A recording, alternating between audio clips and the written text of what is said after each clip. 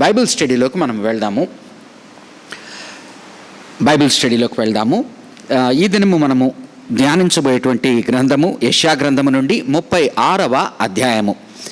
కాబట్టి ఇక 36వ అధ్యాయాన్ని మన మధ్యనున్న లక్ష్మీ కుమారి గారు చిన్నగా స్లోగా చదువుతారు.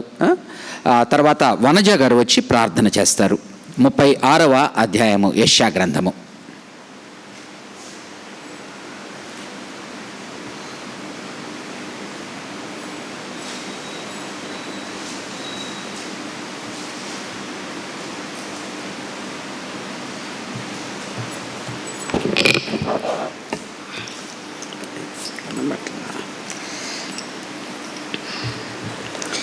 ఈ రోజు కొరకు ఏర్పాటు చేయబడిన పాత నిబంధన పాఠ్యభాగము యెషయా గ్రంథము 36వ అధ్యాయము మొదటి నుండి చివరి వరకు చదువుకుందామండి.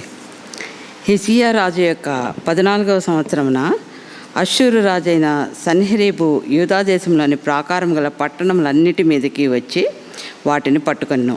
అంతటా అష్షూరు రాజు రబ్షాకేను లాకీషు పట్టణం నుండి యెరూషలేమునందున్న రాజైన హిజ్కియా మీదకి బహు గొప్ప సేనతో పంపెను. వారు చాకిరేవు మార్గమందున్న మెరక కొలను కాలువ యొద్ద ప్రవేశింపగా హిల్కియా కుమారుడును రాజు గృహ నిర్వాహకుడునైన ఎల్యాకీమును శాస్త్రియగు షెబ్నాయిను రాజ్యపు దస్తావేజుల మీదనున్న ఆసాపు కుమారుడగు యోవాహును వారి యొద్దకు పంపెను. అప్పుడు రబ్షాకే వారితో ఇట్లన్ను, ఈ మాట హిజ్కియాతో తెలియజెప్పుడి. మహారాజైన అష్షూరు రాజు సెలవిచ్చినదేమనగా, నీవిలాగు చెప్పవలను, నీవు నమ్ముకొని ఈ ఆశ్రయాస్పదుడు ఏపాటి ప్రయోజనకారి? యుద్ధ విషయంలో నీ యోచనయు నీ బలమును వట్టి మాటలే.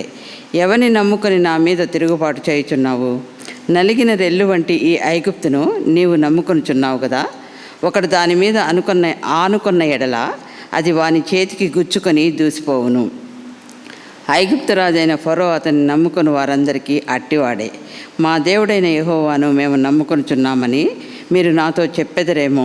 సరే, యెరూషలేమందున్న ఈ బలిపీఠం వద్ద మాత్రమే మీరు నమస్కారం చేయవలనని యూదా వారికిని యెరూషలేం వారికిని ఆజ్ఞ ఇచ్చి, హిజ్కియా ఎవని ఉన్నత స్థలములను బలిపీఠములను పడగొట్టినో ఆయనే గదా యెహోవా.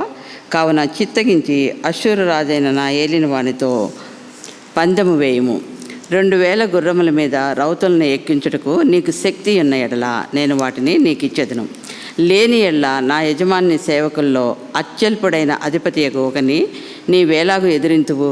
రథములను రౌతులను పంపునని ఐగుప్తు రాజును నీవు ఆశ్రయించుకుంటువే. యెహోవా సెలవునందకయే ఈ దేశమును పాడు చేయుటకు నేను వచ్చినా లేదు. ఆ దేశం మీదకి పోయి దాన్ని పాడు చేయమని యెహోవా నాకు ఆజ్ఞ ఇచ్చెను అని చెప్పెను. ఎల్యాకీము, షెబ్నా, యోవాహు అనువారు, చిత్తగించుము. నీ దాసులమైన మాకు సిరియా భాష తెలియను గనుక దానితో మాటలాడుము. ప్రాకారం మీదనున్న ప్రజల వినికిడిలో యూదుల భాషతో మాటలాడుకుమని రబ్షాకేతో అనగా, రబ్షాకే ఈ మాటలు చెప్పుటకై నా యజమానుడు నీ యజమాని యొద్దకును నీ యొద్దకును నన్ను పంపెనా? తమ మలమును తినునట్లును తమ మూత్రమును త్రాగునట్లును మీతో కూడా ప్రాకారం మీద ఉన్న వారి యొద్దకును నన్ను పంపెను కదా అని చెప్పి గొప్ప శబ్దంతో యూదా భాషతో ఇట్లనెను, మహారాజైన అష్షూరు రాజు సెలవిచ్చిన మాటలు వినుడి. రాజు సెలవిచ్చినదేమనగా, హిజ్కియా చేత మోసపోకుడి. మిమ్మల్ని విడిపింప శక్తి వానికి చాలదు. యెహోవాను బట్టి మిమ్మల్ని నమ్మించి యెహోవా మనల్ని విడిపించును. ఈ పట్టణము అష్షూరు రాజు చేతిలో చిక్కకపోవునని హిజ్కియా చెప్పుచున్నాడే. హిజ్కియా చెప్పిన మాట మీరు అంగీకరింపవలదు. అష్షూరు రాజు సెలవిచ్చినదేమనగా, నాతో సంధి చేసుకుని నా యొద్దకు మీరు బయటకు వచ్చిన ఎడల మీలో ప్రతి మనిషి తన ద్రాక్ష చెట్టు ఫలమును తన అంజూరపు చెట్టు ఫలమును తినుచు తన బావి నీళ్లు త్రాగుచునుండును. అటు పిమ్మట మీరు చావక బ్రతుకున్నట్లుగా నేను వచ్చి మీ దేశం వంటి దేశమునకు, అనగా గోధుమలను ద్రాక్షారసమును గల దేశమునకును ఆహారమును ద్రాక్ష చెట్లను గల దేశమునకును మిమ్మల్ని తీసుకొని పోదును. యెహోవా మిమ్మల్ని విడిపించునని చెప్పి హిజ్కియా మిమ్మల్ని మోసపించుచున్నాడు. ఆయా జనముల దేవతల్లో ఏదైనాను తన దేశమును అష్షూరు రాజు చేతిలో నుండి విడిపించిన హమాతు దేవతలేమాయను, అర్బాతు దేవతలేమాయను, సెపరయీము దేవతలేమాయను, షమ్రోను దేశపు దేవత నా చేతిలో నుండి షమ్రోను విడిపించిన యెహోవా నా చేతిలో నుండి యెరూషలేమును విడిపించినందుకు ఈ దేశముల దేవతల్లో ఏదైనా తన దేశమును నా చేతిలో నుండి విడిపించింది కలదా అని చెప్పెను. అయితే అతనికి ప్రత్యుత్తరం ఇయ్యవద్దని రాజు సెలవిచ్చి ఉండడి చేత వారెంత మాత్రమును ప్రత్యుత్తరం ఇయ్యక ఊరకొనిరి. గృహ నిర్వాహకుడును హిల్కియా కుమారుడునైన ఎల్యాకీమును శాస్త్రియగు షెబ్నాయును రాజ్యపు దస్తావేజుల మీదున్న ఆసాపు కుమారుడు యోవాహును బట్టలు చింపుకొని హిజ్కియా యొద్దకు వచ్చి రబ్షాకే పలికిన మాటలన్నీ తెలియజెప్పిరి. ఈ వాక్యం దేవుడు మన వెతుకుల్లో ఆశీర్వదించి దీవించును గాక.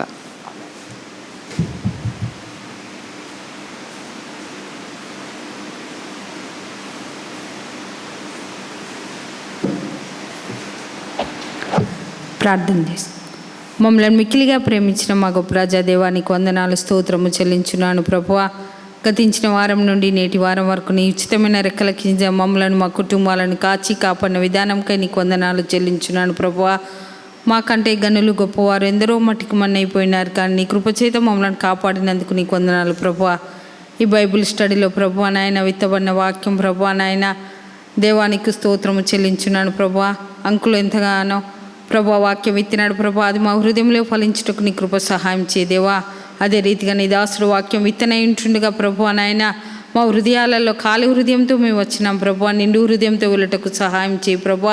మా జీవితాలకు మా హృదయాలకు సరిపడే వాక్యం నాయన తిని నాయన విని ప్రభా వాటి ప్రకారం మేము జీవించుటకు నీ కృప సహాయం చేయమని ప్రార్థిస్తున్న ప్రభా. ఎంతోమంది రాక వెనుకబడి ఉన్నారు ప్రభా, నీ చిత్తమైతే త్వరగా వచ్చుటకు సహాయం చేయి. అనారోగ్యంతో ఉంటే ముట్టి స్వస్థపరచమని ప్రార్థిస్తున్నాను. సంఘాన్ని దినదినాభివృద్ధి దయచేయమని ప్రార్థిస్తున్నాను ప్రభా. నాయన కుండ మీద కట్టబడిన సంఘం వల్లే ఉంటుటకు సహాయం చేయి ప్రభా. నాయన నీ దాసుడు ఎంతగానో ప్రభా అమూల్యమైన వర్తమానం ఇచ్చిండగా ప్రభా, నీ మాటలు ప్రభా నాయన మా హృదయంలో గుచ్చుకొని ప్రభా వాటి ప్రకారం మేము జీవించుటకు నీ కృప సహాయం చేయమని ప్రార్థిస్తున్నాను ప్రభా. నాయన ఈ కుడికి ఆది నుండి అంతవరకు నువ్వు అధ్యక్ష వహించి నీ ఆత్మచేత నడిపించి నీవే మహిమా ఘనత ప్రభావాలు పొందుమని యేసు పరిశుద్ధ నామమున అడిగి బతులాడుతున్నాం తండ్రి, ఆమేన్.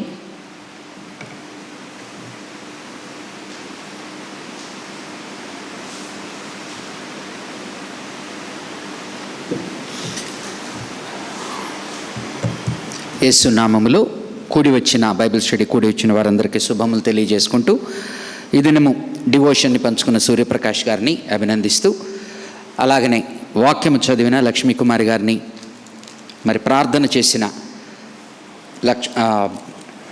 వనజ గారిని ఆశీర్వదించి దీవించాలని కోరుకుంటూ, అలాగనే వారము వెంబడి వారము ఈ యొక్క బైబిల్ స్టడీ జరగడానికి మరి పెద్దలు ఆ సమయానికి వచ్చి కెమెరాలు పెడుతూ మైకులు అడ్జస్ట్ చేస్తూ వారి యొక్క విలువైన సమయాన్ని ఇస్తూ ఉన్న వారికి కూడా నేను శుభాలు తెలియజేసుకుంటున్నాను. ఎందుకంటే వారు ఆ విధంగా కనుక చేయకపోతే ఇది మనం అరేంజ్ చేయలేం.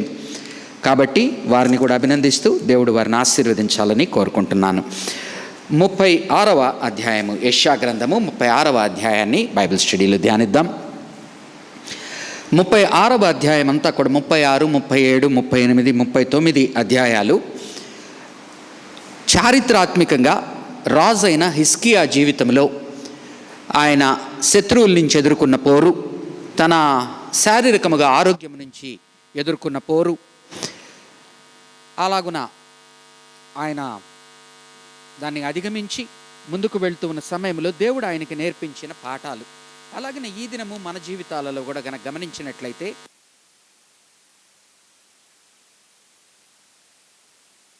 అలాగనే మన జీవితాంతము కూడా ఏదో ఒక రీతిగా మనకు శత్రువుల నుంచి శ్రమ ఉంటూనే ఉంటుంది.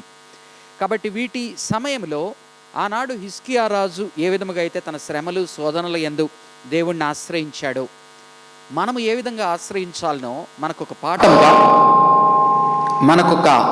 పాఠముగా ఇది తెలుపబడుతూ ఉన్నది. 36వ అధ్యాయంలో హిజ్కియా గురించి రాస్తూ మాట్లాడుతున్న ఇది అర్థం చేసుకోవడానికి మనం కొంత ముందర చరిత్రలోకి ఒకసారి వెళ్దాం. నాతో పాటు దయచేసి రాజుల గ్రంథము 2 రాజుల గ్రంథము 18వ అధ్యాయము తీయండి దయచేసి. 2 రాజుల గ్రంథము 18వ అధ్యాయము.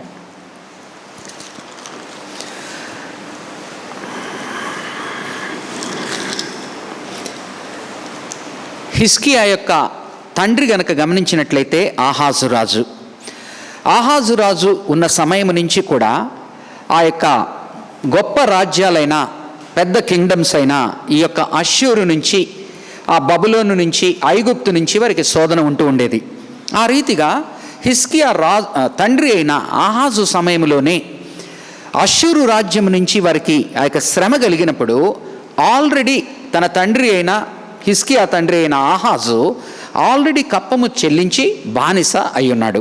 ఒక్కసారి నాతో పాటి 2 రాజుల గ్రంథము 16వ అధ్యాయము 16వ అధ్యాయము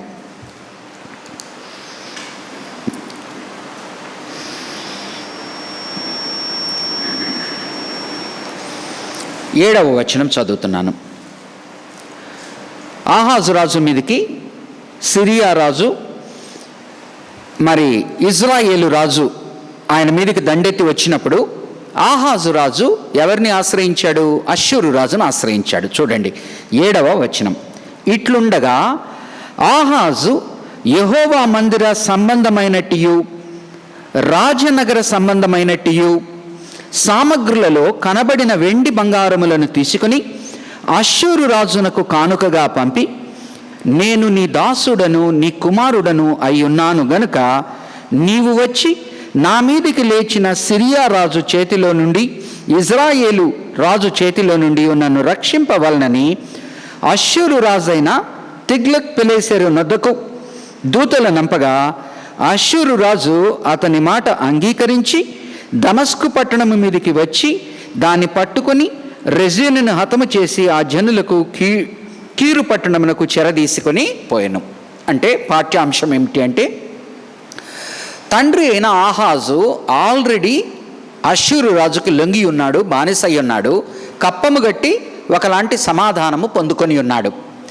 ఆ తరువాత హిజ్కియా వచ్చాడు. 2వ అధ్యాయము 2 రాజులు 18వ అధ్యాయము 2 రాజుల గ్రంథము 18వ అధ్యాయము 18వ అధ్యాయం చదువుతున్నాను.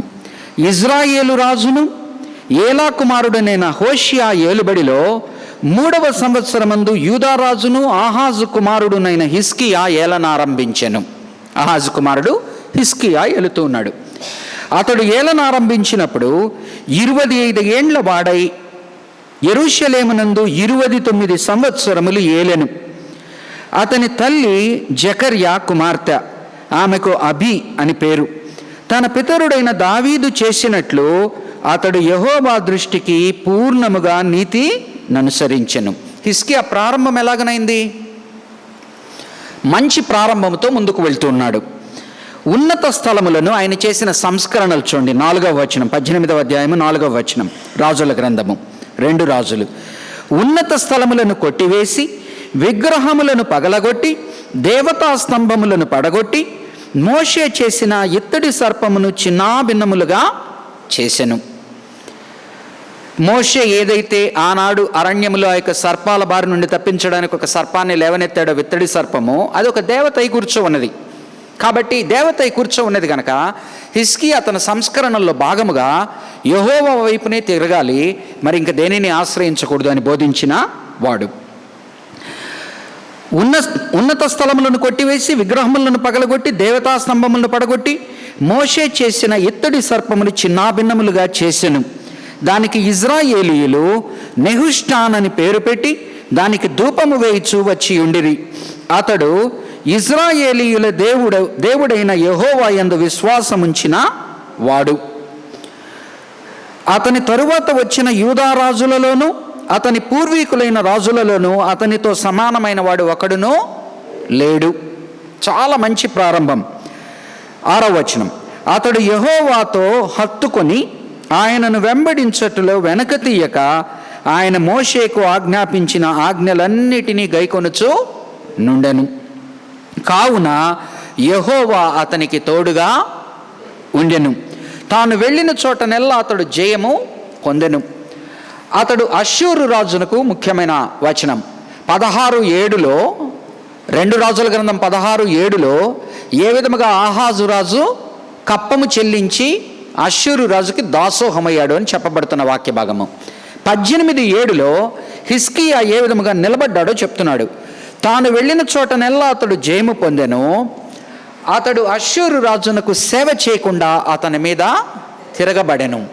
కాబట్టి మంచి ప్రారంభము, మంచి సంస్కరణలు చేశాడు.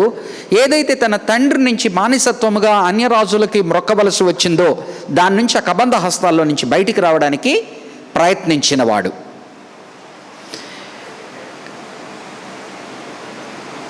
తొమ్మిదవ వచనం నుంచి చదువుతున్నాను చూడండి. రాజైన హిజ్కియా ఏలుబడిలో 4వ సంవత్సరమందు ఇజ్రాయేలు రాజైన ఏలా కుమారుడును అగు హోషియా ఏలుబడిలో 7వ సంవత్సరమందు అష్షూరు రాజైన షల్మనెషెరు షోమ్రోను పట్టణము మీదికి వచ్చి ముట్టడి చేసెను. తన సహోదరులైన 10 రాజ్యాల యొక్క రాజ్యమైన ఇజ్రాయేలు రాజ్యము క్యాపిటల్ సమరియా, షమ్రోను. దాని మీదకి అష్షూరు రాజు దండెత్తి వచ్చాడు. 3 సంవత్సరములు పూర్తయిన తరువాత అష్షూరీయులు దానిని పట్టుకొనిరి. హిజ్కియా ఏలుబడిలో 6వ సంవత్సరమందు ఇజ్రాయేలు రాజైన హోషియా ఏలుబడిలో 9వ సంవత్సరమందు షోమ్రోను పట్టణము పట్టబడెను. అంటే తన కంటితోనే తన చుట్టుపక్కల అన్యదేవతలను ఆశ్రయిస్తూ, దూడా విగ్రహాలని ఆశ్రయిస్తూ యెహోవాను వీడిపోయిన 10 తెగల రాజ్యము కూలిపోవడం తన కంటితో చూశాడు. ఈయనైతే దేవుణ్ణి వెంబడిస్తూ ఉన్నాడు. 11వ వచనం. తమ దేవుడైన యెహోవా సెలవిచ్చిన మాట వినని వారై ఆయన నిబంధనను ఆయన సేవకుడైన మోషే ఆజ్ఞాపించిన దానికంతటికి లోబడక అతిక్రమించి ఉండిరి. వారు కూలిపోయిన దానికి గల కారణం ఏమంటున్నాడు? దేవుణ్ణి విసర్జించారు, మోషే ఇచ్చిన ధర్మశాస్త్రాన్ని విసర్జించారు, దేవుని నుంచి దూరం అయిపోయారు. అష్షూరు రాజు ఇజ్రాయేలు వారిని అష్షూరు దేశంలోనికి తీసుకొని పోయి గోజాను 10 నది దగ్గరున్న ఓహోలాహు హబరు అను పట్టణములలోను మాదీయుల పట్టణములలోను వారిని ఉంచెను. అనగా 10 తెగల రాజ్యము చెరలోకి వెళ్ళిపోయినది. 700 క్రీస్తు పూర్వము 722వ సంవత్సరము విషయం ఇది. 13వ వచనం నుంచి చూడండి. రాజైన హిజ్కియా ఏలుబడిలో 14వ సంవత్సరమందు, ఇప్పుడు మనం చదివిన 36వ యెషయా గ్రంథం 36 కనుక చూసామనకి 14వ సంవత్సరము.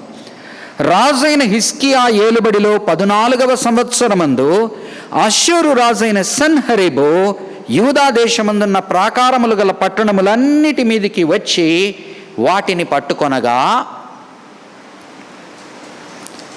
శత్రుపోరు ఎక్కువైపోయినది, శత్రుహోరు ఎక్కువైపోయినది. చుట్టుపక్కల తన 10 తెగల రాజ్యం పడిపోయింది. ఇతనేమో అష్షూరు రాజుకు ఎదురు తిరిగి వీలున్నంత వరకు నిలబడతా ఉన్నాడు. యూదా రాజైన హిజ్కియా లాకీషు పట్టణమందున్న అష్షూరు రాజు నద్దకు దూతలను పంపి, నా వలన తప్పు వచ్చినది, నా యొద్ద నుండి తిరిగి నీవు వెళ్ళిపోయిన ఎడల నా మీద నీవు మోపిన దానిని నేను భరించుదునని వర్తమానము చేయగా, అష్షూరు రాజు యూదా రాజైన హిజ్కియాకు 600 మణుగుల వెండియు 60 మణుగుల బంగారమును జుల్మానాగా నియమించెను. ఎందుకు జుల్మానాగా నియమిస్తున్నాడు? ఒకవైపున ఆల్రెడీ తన తండ్రి సమయంలో ఈయన ఆల్రెడీ ఆ యొక్క బానిస రాజ్యం అయిపోయి ఉన్నాడు. కానీ ఈయన హయాంలో ఈయన వీలున్నంత వరకు తిరగబడ్డానికి ప్రయత్నిస్తూ ఉన్నాడు. తిరగబడ్డానికి ప్రయత్నిస్తూ ఉన్న సమయంలో అష్షూరు రాజు తిరిగి తన కబంధ హస్తాల్లోకి తెచ్చుకోవడానికి తన మీద యుద్ధం ప్రకటించి విసిగిస్తూ ఉన్నాడు. సో తనకన్నా చాలా బలమైన రాజు అయ్యేటప్పటికి ఇతను లొంగిపోతూ ఉన్నాడు. కావున హిజ్కియా యెహోవా మందిరమందున రాజనగర్ పదార్థముల్లో కనబడిన వెండి అంతయు అతనికి ఇచ్చెను. మరియు ఆ కాలమందు హిజ్కియా దేవాలయపు తలుపులకున్న బంగారమును, తాను కట్టించిన స్తంభములకున్న బంగారమును తీయించి అష్షూరు రాజునకు ఇచ్చెను. ఆహాజు రాజు సమయంలో స్టార్ట్ అయిన ఆ యొక్క బానిసత్వము, హిజ్కియా రాజు కొంతకాలం తిరుగుబాటు చేసి రెసిస్ట్ చేశాడు. కానీ తనకు కాని పరిస్థితుల్లో, తన వలన కాని పరిస్థితుల్లో తిరిగి తన తండ్రి ఎన్నుకున్న మార్గాన్ని ఎన్నుకున్నాడు. ఎన్నుకొని కప్పం కట్టాడు. నా జీవితాల్లో పాఠం ఏంటి అంటే, మనం కొన్ని పరిస్థితుల్లో పుడతాం, కొన్ని పరిస్థితుల్ని సంక్రమించుకుంటాం, కొన్ని బానిసత్వాలు మన మీద ఉంటాయి, కొన్ని మన పాత దీన్ని బట్టి కొన్ని ఉంటాయి. వాటిని మనము రెసిస్ట్ చేసి దాన్ని ఆ కాడిని వీల్చుకోవాలి అని అనుకుంటున్నప్పుడు, నీవు దేవుని యందు మంచి కార్యాలు చేయడానికి పూనుకున్నప్పుడు ఏ విధంగా అయితే ఆయన సంస్కరణలు చేయడానికి సిద్ధపడ్డాడో, అలాగనే మన జీవితంలో మనము పాతని వదిలేసి కొత్తవి చేయాలని, సంస్కరణ చేయాలని, మనం బాగుపడాలని అనుకుంటూ ఉన్న సమయంలో మరలా సాతాను నుంచి పోరు ప్రారంభమవుతుంది. ప్రారంభమైనప్పుడు మన దగ్గర 2 ఆప్షన్స్ ఉంటాయి. ఒకటి దేవుణ్ణి ఆశ్రయించడము, ఇంకోటి సాతానుకు లొంగిపోవడము. దేవుణ్ణి ఆశ్రయించడము, సాతానుకు లొంగిపోవడము. హిజ్కియా తన చేతనైనంత వరకు ఆ యొక్క సాతానుకు లొంగకుండా, అన్యదేవతలు కొలిచేటువంటి రాజుకు లొంగకుండా తన శ్రాయశక్తిలో ప్రయత్నించాడు.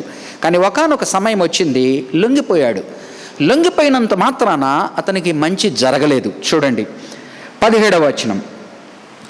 అంతటా అష్షూరు రాజు తార్తానును, రబ్సారీషును, రబ్షాకేను, లాకీషు పట్టణం నుండి యెరూషలేమునందున్న రాజైన హిజ్కియా మీదకి బహు గొప్ప సమూహముతో పంపెను. మధ్యలో ఏం జరిగిందో తెలీదు. అష్షూరు రాజు కప్పము తీసుకున్న తర్వాత ఎందుకు హిజ్కియా రాజు మీద మళ్ళీ యుద్ధం ప్రకటించాడో మనకు తెలియదు. కానీ యెషయా గ్రంథం ద్వారా మనం నేర్చుకుంటున్నది ఏంటి? 3 చోట్ల మనం ఇప్పటికి ధ్యానించిన 36వ అధ్యాయం వరకు అష్షూరు రాజ్యాన్ని ఆయన ట్రెచరీ అనగా మోసగాడు, అమ్మివేసేటువంటి వాడు అని మాటలు వాడతాడు. కాబట్టి ఏంటంటే అష్షూరు రాజు అతనికి లొంగినప్పటికీ అతనికి ఏమీ దానివల్ల ఇది జరగలేదు. దాన్ని బట్టి మనం నేర్చుకోవాల్సిన పాఠము, దేవుని యందున్న మనము దేవుణ్ణి కాకుండా మిగతా వాటికి ఏది ప్రయత్నించినా కూడా దేవుడు మనల్ని మంచి మార్గంలో పెట్టడానికి ఆ మార్గంలో మనం ఫెయిల్ అయ్యేలా చేస్తాడు. ఆ అష్షూరు రాజు మరలా తిరగబడ్డం వలన ఏమైంది? హిజ్కియా మళ్ళా దేవుణ్ణి ఆశ్రయించడానికి వెనక్కి వచ్చాడు. ఒకవేళ కనుక అతనికి జరిగిపోయి ఉండుంటే అతని సంస్కరణల్లో కొంత తగ్గించేసేవాడు బహుశా. ఎందుకని? 2 రాజుల గ్రంథము 16వ అధ్యాయం కనుక చూశారనుకోండి, ఉత్త కప్పము చెల్లించి మాత్రమే ఆహాజు పక్కకు రాలేదు. ఉత్త కప్పము చెల్లించి ఆహాజు పక్కకు రాలేదు. చూడండి మళ్ళా ఇంకొకసారి 16వ అధ్యాయంలోకి వెళ్ళండి. ఈరోజు కొంత బైబిల్ స్టడీతో పాటు కొంత డివోషనల్గా కూడా మాట్లాడుకుందాం.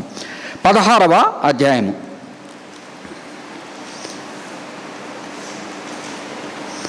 10వ వచనం. 16:10. రాజైన ఆహాజు అష్షూరు రాజైన తిగ్లత్-పిలేసెరును కలిసినప్పుడు దమస్కు పట్టణమునకు వచ్చి దమస్కు పట్టణమందు ఒక బలిపీఠమును చూచి, ఆహాజు ఎప్పుడైతే అన్యరాజు అయిన వాడికి తన జీవితాన్ని సమర్పించుకున్నాడో, కప్పము కట్టాడో, అతనికి సాతాను నుంచి వచ్చిన ప్రలోభాలు చాలా అందంగా కనపడ్డాయి. అక్కడ ఒక బలిపీఠం చూశాడు. ఆ బలిపీఠం చాలా బాగా నచ్చింది. అనగా యెహోవా ఏదైతే గుడారములో ఉండేదానికి కచ్చాగా ఉండే బలిపీఠాలు వాళ్ళవి. ఎందుకని? అక్కడ రాయి మీద నువ్వు సుత్తి వేయకూడదు, అక్కడ వినపడకూడదు, రకరకాలు కదా. కాబట్టి వాళ్ళ బలిపీఠం ఎలాంటిది? దేవుడు ఏం చూపుతున్నాడు? ప్రిస్టైన్ అనగా బలి యొక్క అర్థము చెప్పుట కొరకు అందంతో నగిషీలు చెక్కిన అవి ఇవి కాదు. ఒక బలిపీఠాన్ని ఆయన ఈ విధంగా చేయని చెప్పాడు. కానీ అన్యరాజులు చేస్తున్న బలిపీఠము చాలా అందంగా ఉన్నదన్నమాట. కాబట్టి దేవుడిచ్చిన బలిపీఠం ఎప్పుడైతే అతను దేవుని యందు పక్కకు తప్పాడో ఆహాజు, ఎప్పుడైతే అష్షూరు రాజు దగ్గరికి వెళ్ళి కప్పమిచ్చి వదిలించుకున్నాడు, వెనక్కి వచ్చేయచ్చు కదా. కానీ అతనితో అక్కడ ఆగల. అతని కళ్ళు అక్కడ ఇంకో అందంగా ఉన్నదాన్ని ఇంకో దాన్ని చూశాయి.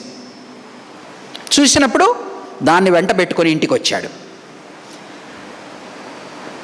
దమస్కు పట్టణమందు ఒక బలిపీఠమును చూచి దాని పోలికను మచ్చును దాని పని విధమంతయును యాజకుడైన ఊరియాకు పంపెను. కాబట్టి యాజకుడైన ఊరియా రాజైన ఆహాజు దమస్కు పట్టణము నుండి పంపిన మచ్చునకు సమమైన యొక్క బలిపీఠమును కట్టించి రాజైన ఆహాజు దమస్కు నుండి తిరిగి రాకమునుపే సిద్ధపరచెను. రాజు యాజకునికి ఇలాగ ఉండాలని చెప్పాడు. యాజకుడు కూడా దానికి తగ్గ రీతిగానే ఒకనాడు ధర్మశాస్త్రంలో ఏదైతే చెప్పబడిందో దాని విధంగా కాకుండా తన ప్రాణాన్ని తను కాపాడుకోవడానికి, తన పరిచర్యను తను ముందుకు తీసుకువెళ్ళడానికి తను ఏం చేశాడు?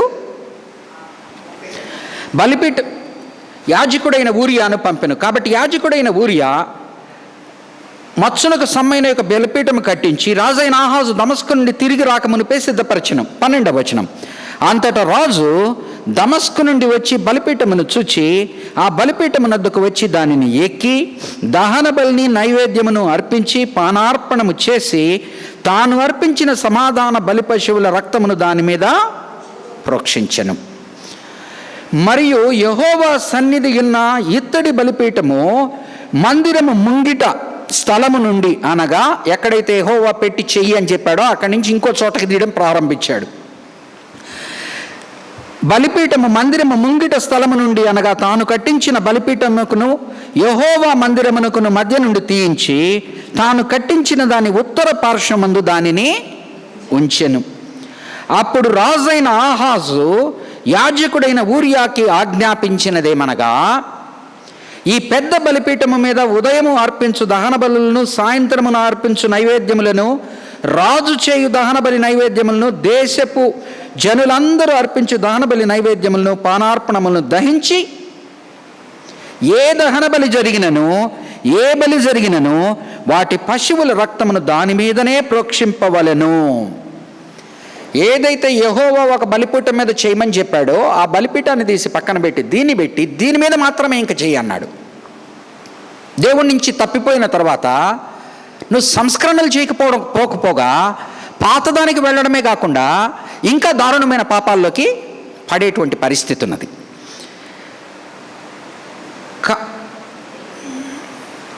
17 మరియు 16. అయితే ఆ ఇత్తడి బలిపీఠము దేవుని యొద్ద నేను విచారణ చేయుటకు ఉంచవలెను. తన పర్సనల్ మందహాసంగా చేసుకున్నాడు. దేవుడు జనులకు, ప్రజలకు, ఇజ్రాయేలీ జనాంగానికి అంతటికి ఏ బలిపీఠం అయితే ఇచ్చాడో ఆ బలిపీఠాన్ని పర్సనలైజ్ చేసుకున్నాడు. నాకు అక్కడ పక్కన పెట్టించు, నేను మాత్రం అక్కడ బలులిస్తాను, నేనేదో చేస్తాను అంటే తన పర్సనలైజ్ చేసుకున్నాడు. రాజైన ఆహాజు ఆజ్ఞ చొప్పున కాగా యాజకుడైన ఊరియా రాజైన ఆహాజు ఆజ్ఞ చొప్పున అంతయు చేసెను. మరియు రాజైన ఆహాజు స్తంభముల అంచులను తీసివేసి వాటి మీద నున్న తొట్టిని తొలగించెను. అంటే ఏదేదైతే మోషే ధర్మశాస్త్రంలో ఇలా చెయ్యని చెప్తే మోషే ప్రతి చోట ఆయన చెప్పెను, మోషే అలాగునే చేసెను, అన్నీ కూడా చెప్పిన ప్రతి ఒక్కదాన్ని మరలా మోషే అలాగుననే చేసెను. ఇక్కడ తర్వాత కొన్ని దినాలు పోయిన తర్వాత రాజులు ఏ విధంగా బయలుదేరారంటే, మోషే దానికి అలాగునే చేసిన అన్నదానికి ఆ యొక్క రాజులైన వారి నాయకత్వమే కానీ, యాజకులైన వారే కానీ ఏమైపోతున్నారంటే చిన్నగా దేవుని నుంచి దూరం అయిపోయి కలిసిపోతూ ఉన్నారు. 18వ వచనం. మరియు అతడు అష్షూరు రాజును బట్టి, జాగ్రత్తగా ఇవి నా ఉద్దేశంలో ఈ పాఠ్యభాగాలను నేను చాలా ఎక్కువ రాజుల గ్రంథం ధ్యానించినప్పుడల్లా చాలా ధ్యానిస్తాను. నేను చాలా అమూల్యమైన సందేశాలు వీటిల్లో ఉన్నాయి. ఎందుకు అనగా ఆహాజు కానీ హిజ్కియా కానీ గొప్ప దైవభక్తుడైన గొప్ప ప్రవక్త అయిన యెషయా కాలంలో ఉండి యెషయా ద్వారా గద్దింపబడిన వారు, యెషయా ద్వారా పాఠాలు నేర్పింపబడిన వారు. అది కీలకమైన సమయం. అంటే అటా ఇటా వెళ్ళిపోవలసిన సమయం. అనగా ఏదైతే 10 తెగల రాజ్యానికి చూపిస్తాడో అది నీకు జరగవచ్చును, జరుగుతుంది, జాగ్రత్త పడు అని చెప్పిన సమయాలు అన్నమాట అవి. కాబట్టి ఏం చేస్తున్నాడు చూడండి, ఆహాజు నుంచి నేర్చుకోవాల్సింది. 18వ వచనం. మరియు అతడు అష్షూరు రాజును బట్టి, ఎవరిని బట్టి? అష్షూరు రాజును బట్టి విశ్రాంతి దినపు ఆచరణ కొరకై మందిరములో కట్టబడిన మంటపమును, రాజు ఆవరణమునందు పోవు ద్వారమును యెహోవా మందిరము నుండి తీసి వేసెను. వన్స్ నువ్వు ఆ పాపపు బానిసత్వంలోకి వెళ్ళిపోయిన తరువాత ఏం జరుగుతున్నది? అతను చెప్పినట్టు ఇతను వినవలసి వస్తూ ఉంది. యెహోవా మందిరము నుండి తీసివేసెను. ఆహాజు చేసిన ఇతర కార్యములను గురించి యూదారాజుల వృత్తాంతముల గ్రంథమందు వ్రాయబడి ఉన్నది. ఇది ఆహాజు చరిత్ర. సో ఆహాజుతో పోల్చుకుంటే హిజ్కియా చాలా బెటర్ అని మనకు అనిపిస్తుంది కదా, అవునా కాదా? హిజ్కియా ఎంతో బాగా జీవించాడని మనకు అనిపిస్తుంది. కానీ దేవుడు హిజ్కియా ఇంకా మెరుగుపడాలని, ఇంకా తన యందు ఉండాలని, ఇంకా ఎదగాలని ఆహాజు గురించి కొంతమంది మనం దినవృత్తాంతాలు వాటిలో కనుక చూస్తే ఆహాజు తన కుమార్తెలను కూడా దహన బలి ఇచ్చినట్టుగా కూడా రాయబడి ఉంటుంది ఒక చోట చూశారంటే. కాబట్టి ఆయనతో పోల్చుకుంటే ఇది హిజ్కియా రాజు యొక్క, యోషియా రాజుల యొక్క గొప్పతనం ఏంటి అంటే, చాలా బ్యాడ్ కింగ్స్ వెళ్ళిన తరువాత, మానేష్య వెళ్ళిన తరువాత యోషియా వస్తాడు. అలాగనే ఆహాజు వెళ్ళిన తర్వాత హిజ్కియా వస్తాడు. The greatest reforming kings after David were Hezekiah and Hosea. వారి యొక్క గొప్పతనం ఏంటంటే ఎంతో చెడ్డదానిలో నుంచి బయటకు వచ్చి ఎంతో మంచి పనులు చేయడానికి ప్రారంభించిన వారు. కాబట్టి ఇప్పుడు హిజ్కియా, ఇప్పుడు కనుక మనము యెషయా గ్రంథంలో చదివినవంతా కనుక గుర్తు చేసుకున్నాం అనుకోండి, ఆ 22వ వచనంలో 22వ అధ్యాయంలో చెప్తాడు ఏమని, నీవు అన్నీ చూసుకున్నావు కనుక నా వైపు చూడట్లేదు, తిందుమా త్రాగుదుమా అన్న వచనాలు వస్తాయి చూడండి అక్కడంతా.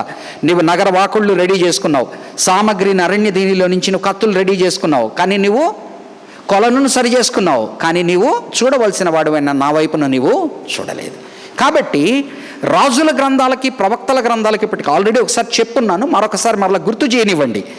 రాజుల గ్రంథాలు చక్కటి రీతిలో, మరొకసారి చెప్తున్నాను గుర్తుపెట్టుకోండి, రాజుల గ్రంథం చదివేటప్పుడు, దినవృత్తాంతాల గ్రంథం చదివేటప్పుడు, ప్రవక్తల గ్రంథం చదివేటప్పుడు మీరు అర్థం చేసుకోవాల్సినది, రాజుల గ్రంథము స్ట్రైట్ ఫార్వర్డ్ హిస్టరీ రాస్తూనే ఆ గ్రంథకర్తలు వారి యొక్క క్రిటిసిజంని ఏ విధంగా ఇవ్వాలనో ఆ విధంగా ఇస్తారు సైలెంట్గా. అనగా ఏదైతే తప్పున్నదో, ఏదైతే ఒప్పున్నదో ఎక్కువ దాన్ని వేసి రుద్దకుండా చెప్పవలసింది చెప్తారు. 1-2 దినవృత్తాంతాలు ప్రజలు చెర నుంచి వెనక్కి వచ్చిన తరువాత ఈ రాజుల గ్రంథాలని వాళ్ళ కటకాలతో చూడడం ప్రారంభించినవి. అనగా ఒకనాడు రాజుల గ్రంథంలో ఈ రాజులు ఏ విధంగా ఆశీర్వదింపబడ్డారు, ఏ విధంగా శపింపబడతారని చూస్తూ 1-2 దినవృత్తాంతాలంతా కూడా యాజకులకు ప్రాధాన్యత ఇచ్చేటట్టుగా రాసుకున్నవన్నమాట. అనగా యాజకులు వారి దృష్టి, అనగా ఫర్ ఎగ్జాంపుల్ ఎట్లంటే, ఒకటి చెడిపోతూ ఉన్నది, ఆ చెడిపోతూ ఉన్నప్పుడు ఏం చేస్తారు, ఎవరైతే రిలీజియస్ లీడర్స్ ఉంటారో వాళ్ళు అప్లోకి వస్తారు.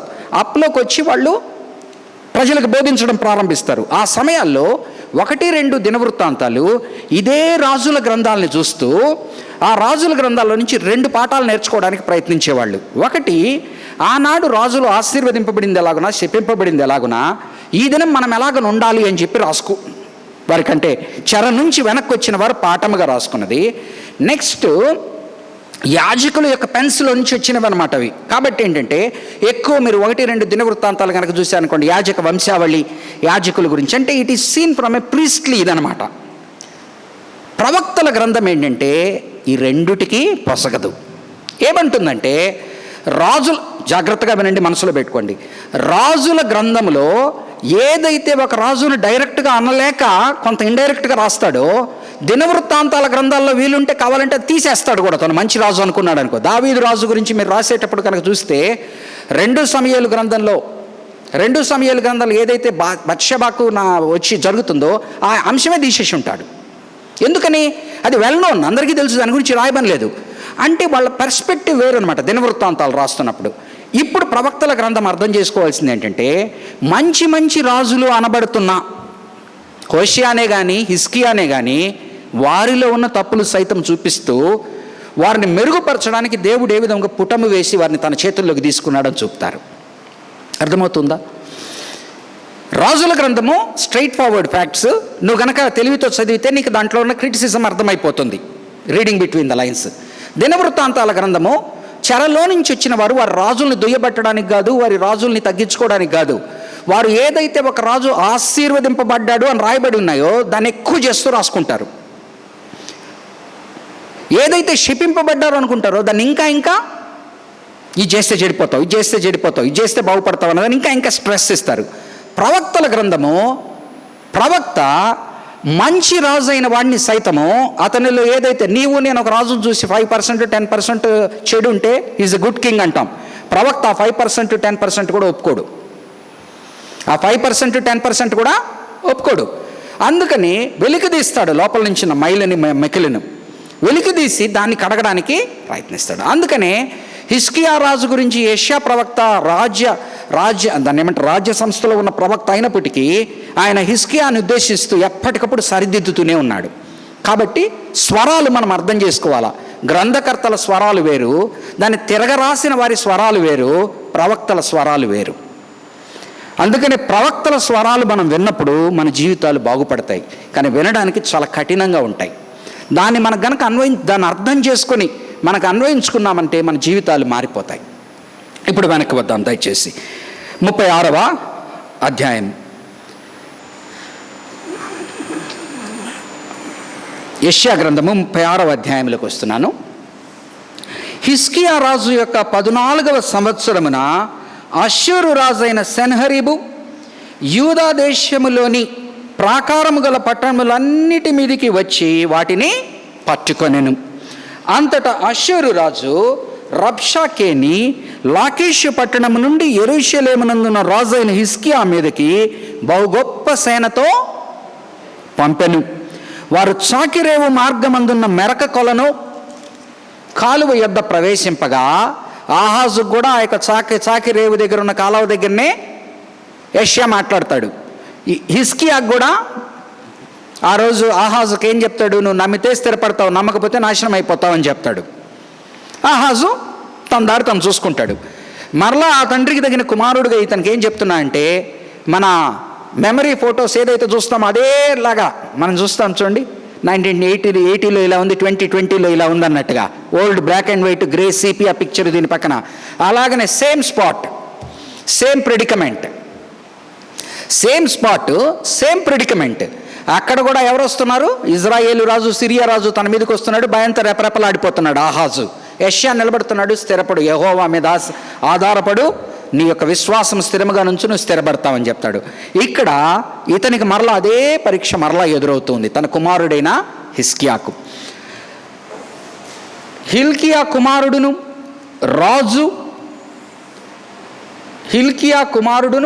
రాజు గృహ నిర్వాహకుడు ముగ్గురిని పంపిస్తున్నాడు అని చెప్తున్నాడు.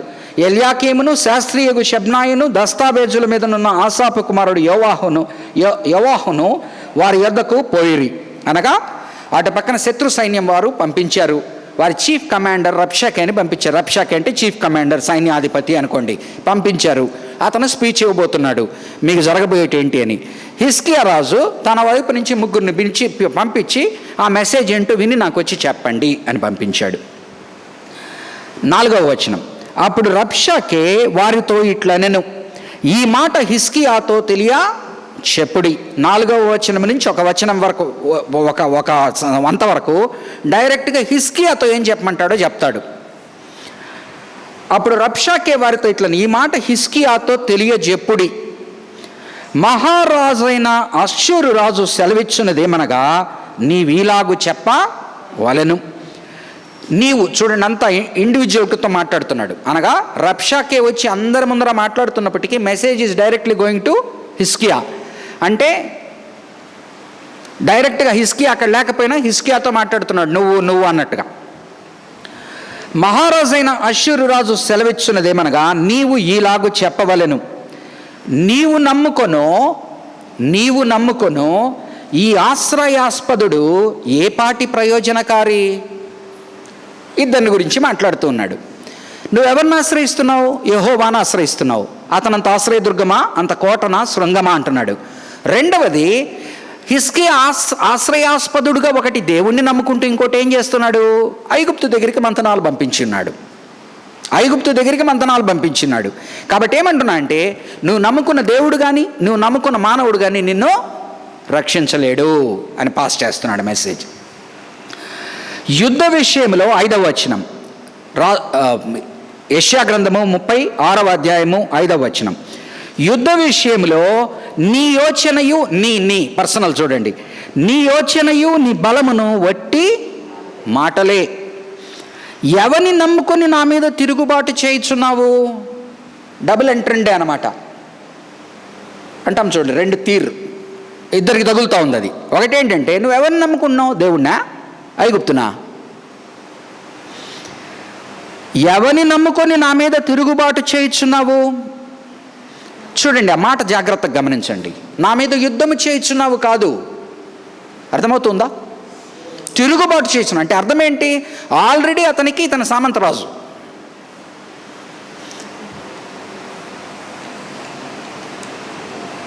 ఎవరిని నమ్ముకొని నా మీద తిరుగుబాటు చేయుచున్నావు? 6వ వచనం, నలిగిన రెల్లు వంటి ఈ ఐగుప్తును నీవు నమ్ముకొనుచున్నావు గదా. ఒకడు దాని మీద ఆనుకున్న ఎడల అది వాని చేతికి గుచ్చుకొని దూసిపోవును. ఐగుప్తు రాజైన ఫరో అతని నమ్ముకొని వారందరికీ అట్టివాడే. వెదురు బొంగును ఆనుకున్నావు అనుకోండి, ఏం జరుగుతుంది? బలమిస్తుందా? చెట్టులాగా అడ్డపడుతుందా? అలాగనే నువ్వు ఆ వెదురు దీంట్లో చెక్క పేడు దూసుకుపోతుంది. ఏమంటున్నా అంటే, హీఈస్ అన్ అన్రిలయబుల్ సోర్స్. అతని మీద ఎందుకు నువ్వు ఆధారపడుతున్నావు? నీతో నాతో కూడా మాట్లాడుతున్నది, నువ్వు దేవుణ్ణి కనుక నిజంగా నమ్ముకొని ఉంటే, దాంతోపాటు కనుక వేరే గేమ్స్ కూడా కనుక ఉంటే గుర్తు చేస్తున్నాడు. నువ్వు ఎవరినైతే నమ్ముకుంటున్నావో అదంతా కూడా మంచిది కాదు నీకు అంటున్నాడు.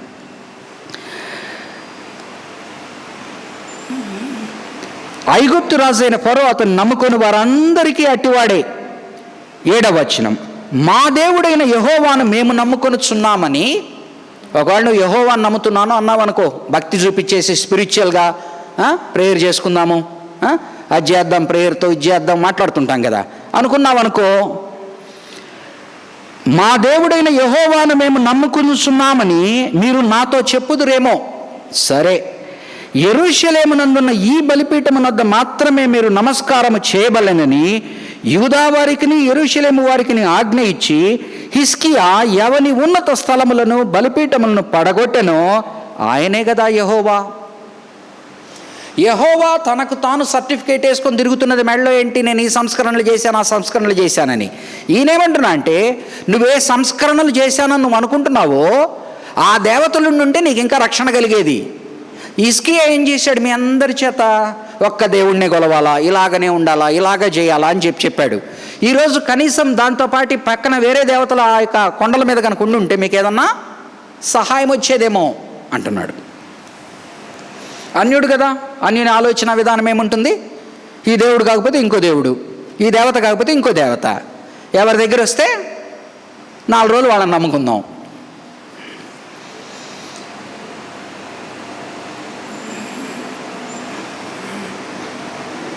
ఎనిమిదవ వచనం, కావున చిత్తగించి అశ్షూరు రాజైన నా ఏలిన వానితో పందెము వేయము. ఇప్పుడు వాళ్ళ గాలి తీస్తున్నాడు, బెలూన్లో ఉండి గాలి తుస్సు అనిపిస్తున్నాడు. ఏమంటున్నాడు? ఎందుకే ఊరికని మిడిచి పడుతున్నారు? నేను మీకు 10 సుమోలు పంపిస్తాను, మన ప్యారలెన్స్లో 10 సుమోలు పంపిస్తాను. 10 సుమోల్లో మనుషులను ఎక్కించగలరా మీరు? పెద్ద ఫ్యాక్షన్ లీడర్ అనుకుంటున్నావు కదా. 10 సుమోలు పంపిస్తాను, 10 సుమోల్లో డ్రైవర్లను పెట్టి మనుషులను ఎక్కించగలవా? 2000 గుర్రముల మీద రౌతులు ఎక్కించుటకు నీకు శక్తి ఉన్నాడలా, నేను వాటిని నీకు, ఆనాటి గుర్రాలు మనం ఈరోజు సుమోలు అనుకోండి, ఊరికనే నా వెనక వాళ్ళు ఉన్నారు వీళ్ళు ఉన్నారు అంటున్నావు, నేను పంపిస్తానయ్యా నీకు, ఎక్కిస్తావా? నువ్వు 10 సుమోలకి జనాన్ని తీసుకొస్తావా అని అడుగుతున్నాడు. లేని ఎడల నా యజమానుని సేవకులలో అత్యల్పుడైన అధిపతియగు ఒకని నీవేలాగా ఎదిరింతువు? నీ దగ్గర గుర్రాలు ఎక్కడానికి రౌతులు లేరు, సుమోలు దోలడానికి డ్రైవర్లు లేరు, సుమోలు దోలడానికి పంచెలు వేసుకొని ఆ యొక్క ఫ్యాక్షనిస్టులు లేరు. నువ్వు ఎవరిని చూసుకొని ధైర్యం చేస్తున్నావు? నువ్వు మాలో చిన్నవాడు, అత్యల్పుడైన వాడు, వాడితో కూడా పోరాడలేరు మీరు. ఎందుకు మీకు ఇదంతా? రథములను రౌతులను పంపునని, రథములను 9వ వచనములు 2వ భాగం, రథములను రౌతులను పంపునని ఐగుప్తు రాజును నీవు ఆశ్రయించుకుంటివే. ఎవడో ఏదో వస్తాడు, ఎవడో ఒక పాట ఉన్నది కదా ఒకప్పుడు, ఎవడో వస్తాడని ఏదో చేస్తాడని ఆశించి నిద్రపోకుమా అనేటువంటి పాట. అలాగన ఎవడో వస్తాడని ఏదో చేస్తాడని నువ్వు అనుకోబాక అన్ని సోర్సులు అన్ని పక్క నుంచి కట్ చేసేసి ఉన్నాను నీకు. ఎందుకని? అప్పుడే ఇజ్రాయేల్ 10 తెగల షమ్రోన్ని బడగొట్టేశాడు. ఏదైతే ఐగుప్తు వీళ్ళకి సేనల మధ్యలో పంపిస్తాయో అక్కడ ఐగుప్తును ఓడగొట్టి వచ్చున్నాడు లాకీష్ పట్టణం దగ్గరికి. కాబట్టి he knows very well that man made attempts are not going to save. ఒకవేళ నువ్వు దేవుడు అంటున్నావు కదా, నా ఆలోచన విధానం ప్రకారంగా నువ్వు ఏ దేవుడైతే నిన్ను రక్షిస్తాడని మీ అందరి ప్రజలకు మోసం చేస్తున్నావో ఆ దేవుడు నువ్వేమనుకుంటున్నావు? ఒక్క దేవుడు అనుకుంటున్నావు. కానీ అతను 100 మంది దేవతలను ఒకనాడు కొలుస్తూ ఉన్నప్పుడు మీకు బలం ఉండింది. ఈరోజు ఆ 100 మంది దేవతలను తీసేయమన్నాడు కదా హిజ్కియా. పొలిటికల్ ఇదనమాట, ఇంకొకటి బలాన్ని బలహీనపరుస్తూ ఉన్నాడు. 10వ వచనం, యెహోవా సెలవు నందకయే ఈ దేశమును పాడు చేయుటకు నేను వచ్చి తినా. డైరెక్ట్గా యెహోవానే నన్ను పంపించాడు అంటున్నాడు. ఎందుకని? ఎలా మాట్లాడగలుగుతున్నాడు ఈ మాటలు? ముందరకు ఒకసారి చెప్పాను. ఆనాటి ఇర్మియాతో బబులోను రాజు మాట్లాడినప్పుడు కానీ, ఇక్కడ హిజ్కియాతో వీళ్ళు మాట్లాడేటప్పుడు కానీ వాళ్ళు ఏ మాటలు ఉపయోగించుకునేవారంటే, లోపల ప్రవక్తలు ఇంటర్నల్ క్రిటిసిజం అని ఉంటుంది చూడండి. ఇప్పుడు మనం 15 మంది ఉన్నాం అనుకుందాం, 15 మందిలో మన మధ్యన మనకి ఇంటర్నల్ క్రిటిసిజమ్స్ ఉంటాయి. మనము ఇంకొక 300 మంది ముందు నిలబడేటప్పుడు యునైటెడ్ ఫ్రంట్ ఒకటి ఉంటుంది. అర్థమైందా? ఈ 15 మంది మధ్యన క్రిటిసిజము బయటకు వచ్చిందనుకో, బయట వాడు వేరే విధంగా ఉపయోగించుకుంటాడు. అర్థమవుతుందా? అలాగనే యెషయా ఏదైతే హిజ్కియాతో నువ్వు ఇలాగ ఉండకపోతే నాశనం అయిపోతావు, నువ్వు ఇలాగ ఉండకపోతే చెడిపోతావు, నువ్వు ఇలాగ ఉండకపోతే రాజ్యం మీద అయిపోతుందని చెప్తున్నాడు, ఆ రికార్డింగుల్ని వాడుకుంటున్నాడు. అర్థమవుతుందా? పాస్టర్గా నేను ఇది బాగాలేదని మీతో చెప్తున్నాను అనుకోండి, బయట వాళ్ళు అన్ని మీ పాస్టర్ అంటున్నాడు కదయా, మీ పాస్టర్ అంటున్నాడు కదా. అర్థమైందా? సో బలాన్ని ఉపయోగించుకునేటువంటి బయటవాడు ఏ విధంగా ఉపయోగించుకుంటున్నా అంటే, ఇంటర్నల్గా ఏదైతే యెహోవా యందు మీరు లేకపోతే నశించిపోతారో అని లోపల ప్రవక్తలు బోధిస్తున్నారో ఆ బోధన తీసుకొని అతను మమ్మల్ని పంపించింది దేవుడే. ఒక రకంగా చూస్తే అష్షూరు రాజును ముందర మనం యెషయా గ్రంథంలో 10వ అధ్యాయం అంతా చదువుకున్నది ఏంటి? పంపిస్తూ ఉన్నది ఎవరు? యెహోవానే పంపిస్తున్నాడు అష్షూరు రాజుని. అష్షూరు రాజును, బబులోను రాజును ఎవరిని పంపించారు? నా సేవకులు అంటున్నాడు వాళ్ళని. నా సేవకులు అంటున్నాడు అంటే ఏంటి? నువ్వు సరిగ్గా లేకపోతే నీకన్నా కచ్చడవాడిని నీ మీదకి పంపిస్తాడు. ఏమంటాడు? నా సేవకుడు అంటాడు. సిగ్గేస్తుంది మనకు. ఎందుకు అతన్ని నా సేవకుడు అంటున్నాడు? చెడ్డోడు కదా. ఎందుకంటే నువ్వు సరిగ్గా లేవు గనక నీతో ఎలా మాట్లాడాలో అలా మాట్లాడేవాడిని పంపిస్తాడు. ఆ దేశము మీదకి పోయి దాన్ని పాడు చేయమని యెహోవా నాకు ఆజ్ఞ ఇచ్చెను అని చెప్పెను. ఎల్యాకీము, షెబ్నా, యోవాహు అని వారు చిత్తగించుము. వీళ్ళు ఏం మాట్లాడుతున్నారంటే, అయ్యా నువ్వు అందరి ముందర తిడుతున్నావు, అందరికి అర్థమయ్యే భాషలో తిడుతున్నావు. పక్కకు పోయి మాట్లాడుకోవచ్చు కదా, లేకపోతే నీకు నాకు అర్థమయ్యే భాషలో మాట్లాడచ్చు కదా. ఎల్యాకీము, షెబ్నా, యోవాహు అనువారు చిత్తగించుము, నీ దాసులమైన మాకు సిరియా భాష తెలియను.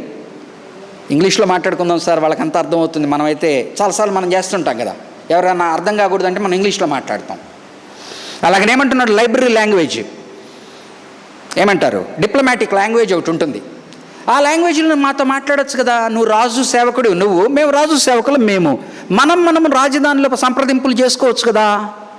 అందరికి అర్థమయ్యే భాషలో నువ్వు మాట్లాడినప్పుడు ఇంటి గుట్టు బయటికి వెళ్ళిపోద్ది కదా.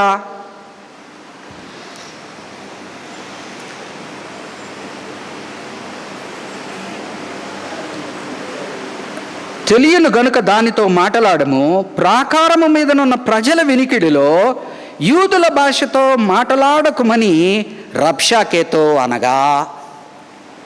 ఆల్రెడీ యెషయా గ్రంథంలో 36వ అధ్యాయం వరకు ధ్యానించిన మనకి ఏం చెప్పాడు? మీతో ఎవరితో మాట్లాడతాను? ఫారినర్స్ టంగ్తో మాట్లాడతాను, అన్యులైన వారి నీకు అర్థం కాని భాషతో మాట్లాడతానని చెప్పున్నాడు యెషయా. అంటే ఏంటి? దేవుని మాటలు నేను చెప్పినట్టుగా కనుక నువ్వు వినకపోతే నీకే భాష అయితే రాదో ఆ భాష వాళ్ళు వచ్చి నీతో మాట్లాడతారంటాడు. అందుకని ముందర కూడా ఒకసారి చెప్పాను కదా బైబిల్ స్టడీలో, కొరింథీయులకు రాసిన పత్రిక 14లో ఆ యొక్క అన్య భాషల గురించి మాట్లాడుతున్న సమయంలో ఏమంటాడు? అన్య భాషలు అనేవి ఎవరికి అంటున్నాడు? అన్య భాషలు అనేవి అర్థం కాని భాషలు. బయట వాడికి ఇప్పుడు మనం మాట్లాడుకుంటూ ఉన్నాం. నేను మలయాళంలో మాట్లాడుతూ ఉన్నాను అనుకో, మీకు అందరికీ మలయాళం వచ్చు అనుకుందాం. అంతా తెలుగుదేశం. తెలుగోడు లోపలికి వస్తాడు, ఏమనుకుంటాడు? కేకర బీకర అని మాట్లాడుకుంటున్నారు అనుకుంటాడు. అలాగనే అన్య భాషలు దేనికి సార్థకం అంటున్నాడు? అన్య భాషలు ఎప్పుడు కూడా తీర్పుకి అంటున్నాడు యెషయా గ్రంథం నుంచి తీసుకొని. అనగా వీళ్ళు దేవుని మాటలు విన్నప్పుడు ఏమన్నారు? మీకు ముందర చెప్పాను కదా, వీళ్ళు ఏమన్నారు? బుడి మాటలతో మాట్లాడతాడు, ఎలిమెంటరీ లాంగ్వేజ్తో మాట్లాడతాడు, ఏబిసిడీలు మాట్లాడతాడు యెషయా. బైబిల్ స్టడీలో ధ్యానించాం కదా. మేమేమైనా చిన్నపిల్లలమా? మాకెందుకు ఏబిసిడీ లాగా చెప్తున్నావు, ఆ అని చెప్తున్నావు, అమ్మ అబ్బా అని చెప్తున్నావు అని నవ్వుకుంటున్నారు కదా. అప్పుడు ఏమంటాడు వాళ్ళతో? ఈరోజు నేను మీకు మాట్లాడుతున్న ఈ భాష మీకు అర్థం కాకపోతే, దీన్ని బట్టి మీరు సరి చేసుకోకపోతే, మీకు అర్థం కాని భాషలో మాట్లాడి కర్ర జులిపిచ్చేవాడు మీకు వస్తాడు అని చెప్తున్నాడు. 12వ వచనం, రబ్షాకే ఈ మాటలు చెప్పుటకై వీళ్ళు ఏమడిగారు? మాకు అర్థమయ్యేటువంటి భాషలో, అంటే కూల్గా మన మధ్యన మనం సార్ట్అవుట్ చేసుకుందాం మ్యాటర్. మనకు అర్థం కావడం, మన మధ్యన మనం సార్ట్అవుట్ చేసుకుందాం. ఈ పంచాయతీ ఎందుకు, ఈ పజీత్ ఎందుకు, బయట వాళ్ళకంతా ఎందుకు తెలియడము? నువ్వు నన్ను బెదిరించడానికి వచ్చావు, నాకు చెప్పు, నేను నీతో మాట్లాడతాను, మనం సర్దుకొని వెళ్ళిపోదాం అంటున్నాడు. వచ్చినవాడు ఎవడు? నీ ఫ్రెండ్ కాదు కదా. వచ్చినవాడు ఎందుకు వచ్చాడు? దోచుకోవడానికే వచ్చాడు, చేయడానికే వచ్చాడు. కాబట్టి ఏం మాట్లాడుతున్నాడో చూడండి. రబ్షాకే ఆయన అంటున్న మాటలు, ఈ మాటలు చెప్పుటకై నా యజమానుడు నీ యజమానుని యొద్దకును నీ యొద్దకును నన్ను పంపినా. సింగులర్లో మాట్లాడుతున్నాడు. ఎటువంటి డైలాగ్ అంటే ఇది? అసలు మనము చాలా జరుగుతూ ఉంది అక్కడ. అర్థం కావాలి మనకు. ఏరా నీతో మాట్లాడడానికి వచ్చా అనుకుంటున్నావా? నీ ఒక్కడికే అనుకుంటున్నావు? ఇది ఆ లాంగ్వేజ్ అన్నమాట. ఇది నీ యొద్దకును నన్ను పంపిన తమ మలమును తినునట్లును తమ మూత్రమును త్రాగునట్లును మీతో కూడా ప్రాకారము మీద ఉన్న వారి యొద్దకును నన్ను పంపెను కదా. రాజ్యము చెరలోకి ఆ యొక్క సీజ్ ముట్టడి చేసినప్పుడు ఒక్క రాజు ఈ ముగ్గురు వీళ్ళే కాదు కదా అయ్యేది, రాజ్యానికి అంతటికి వర్తిల్లుతుంది కదా. కాబట్టి ముట్టడి వేసినప్పుడు మీరు మాత్రమే తప్పించుకోలేరు, అందరికీ జరిగే దగ్గర అందరికీ తెలియాలి. అంటే ఏం చేస్తున్నాడు, మీతో మాట్లాడితే ప్రయోజనం లేదు, నేను పబ్లిక్తో మాట్లాడతాను. మీతో మాట్లాడితే ప్రయోజనం లేదు, నేను ఎవరితో మాట్లాడాలో వాళ్ళతోనే మాట్లాడతాను. ఎందుకంటే మీరు వాళ్ళ కళ్ళు కప్పి ఇవన్నీ చేస్తున్నారు. కాబట్టి నేను వాళ్ళతో మాట్లాడతాను. వాళ్ళకి అర్థమైంది అనుకో, వాళ్ళే మీ మీద ప్రెషర్ పెడతారు, వాళ్ళే మీ మీద ప్రెషర్ పెడతారు. అర్థమవుతుందా? నేను చెప్పిన మాటలు వీళ్ళేమంటున్నారు, మన మీద ఆపస్మే చూసుకుందాం. It is an internal conflict, it is an internal డిస్కషన్స్లో జరుపుకుందాం. సంధ్య సమాధానమా, కప్పం కట్టడమా, ఎంత డబ్బులు ఇవ్వడో మన మధ్యన చూసుకుందాం. అతనేమంటున్నాడు, నీతో చూసుకునే టైం అయిపోయింది, నీతో చూసుకునే టైం అయిపోయింది. ఇప్పుడు నీవు చేసే నిర్ణయం వలన అందరికీ శిక్ష పడుతుంది కనుక అందరి సమక్షంలో అందరికి అర్థమయ్యే విధంగా, అందరికీ ఇదయ్యే విధంగానే మాట్లాడతాను. ఎందుకంటే నీకు బుద్ధి లేకపోతే కనీసం బయట వాళ్ళకి తెలిస్తే, నీకు తెలుసా ఈ యొక్క ప్రైమ్ మినిస్టర్లు ప్రెసిడెంట్లు ఎన్నుకునే దాంట్లో అమెరికాలో కానీ అక్కడ జరిగేటప్పుడు కొన్ని విషయాలు వాళ్ళు లోపల నుంచి పోరాడతారు. లోపల నుంచి పోరాటం నెగ్గినప్పుడు ఏం చేస్తారంటే ప్రెస్కి లీక్ చేస్తారు, ప్రెస్కి లీక్ చేస్తారు. వెన్ ఇంటర్నల్గా గనక కాన్ఫ్లిక్ట్ సరిగ్గా గనక రిజాల్వ్ కాకుండా వారు అనుకున్న దీని ప్రకారం, వాళ్ళని విజిల్ బ్లోయర్స్ అంటాం రకరకాల పేర్లతో, they will leak it to the public so that ఏదైతే చెక్స్ బ్యాలెన్సెస్ పెట్టుంటారో, అర్థమైంది కదా, మూవ్ చేసి పావుల్ని అన్నీ కూడా ప్రెస్కి వెళ్ళేటప్పటికి అన్నీ ఈక్వలైజ్ అయిపోతాయి. నన్ను పంపెను కదా అని చెప్పి గొప్ప శబ్దంతో, 13వ వచనం చూడండి, గొప్ప శబ్దంతో, ఇంతవరకు చిన్నగా మాట్లాడుతున్నాడు, ఇప్పుడు ఏం చేస్తున్నాడు? అసలు ఆ సీన్ ఆలోచించుకుంటుంటే మనకు ఒళ్ళు గగురు పొడచాల. ఇది ఒక బైబిల్ దీంట్లో ఏం చెప్తారంటే కమ్యూనికేషన్, మాస్టర్ కమ్యూనికేషన్ పీస్ అనమాట ఇది. యాక్చువల్లీ కమ్యూనికేషన్ చేసే దాంట్లో వార్ఫేర్లో ఎలాగనా శత్రువుని బెదరగొట్టడము, ఎలాగనా వాడిని బలహీనపరచడం, ఆ కత్తి వేయకుండానే, బాణం వేయకుండానే వాడు ఎలాగన కాళ్ళబేరానికి రావాలా. నువ్వు విని సర్దుకుంటావా, సరే, నువ్వు వినకపోతే గొప్ప శబ్దముతో యూదా భాషతో ఇట్లనెను, మహారాజైన అష్షూరు రాజు సెలవిచ్చిన మాటలు వినుడి. రాజు సెలవిచ్చినదేమనగా, ఇక్కడి నుంచి ఏం మాట్లాడుతున్నాడో తెలుసా, ఇంకా నువ్వు అని మాట్లాడట్లా, నీవు అని హిజ్కియాకు మెసేజ్ పంపించట్లా, మీ అందరితో మాట్లాడుతున్నాను, మీ అందరితో, ఓపెన్ టు ద పబ్లిక్. హిజ్కియా చేత మోసపోకుడి, మిమ్మును విడిపింప శక్తి వానికి చాలదు. యెహోవాను బట్టి మిమ్మును నమ్మించి యెహోవా మనలను విడిపించును. ఈ పట్టణము అష్షూరు రాజు చేతిలో చిక్కకపోవునని హిజ్కియా చెప్పుచున్నాడే. దేవుణ్ణి ముందరబెట్టి ఆయన ఏవైతే చెప్తున్నాడో అవి నమ్మబాకండి అంటున్నాడు. అన్యరాజు, అర్థమైంది కదా, అతనికి ఏం తెలుసు దేవుణ్ణి. అందుకని ఇప్పుడు కూడా జరిగేదేంటి, హిజ్కియా రాజుతో ఏం మాట్లాడినా దేవుడు పట్టించుకోడు, తనను అండం ప్రారంభిస్తాడు, యెహోవాను అండం ప్రారంభిస్తాడు. అప్పుడు దిగుతాడు 37వ అధ్యాయంలో, వాడు ఎవరి గురించి మాట్లాడుతున్నాడు అని. ఈ పట్టణము అష్షూరు రాజు చేతిలో చిక్కకపోవునని హిజ్కియా చెప్పుచున్నాడే. హిజ్కియా చెప్పిన మాట మీరు అంగీకరింపవలదు. అష్షూరు రాజు సెలవిచ్చున్నదేమనగా, నాతో సంధి చేసుకొని నా యొద్దకు మీరు బయటికి వచ్చిన ఎడల మీలో ప్రతి మనిషి తన ద్రాక్ష చెట్టు ఫలమును, తన అంజూరపు చెట్టు ఫలమును తినుచు, తన బావి నీళ్లు త్రాగుచు నుండును. అంటే పబ్లిక్ ఏమిస్తున్నాడంటే, నీకు తెలుసు కదా,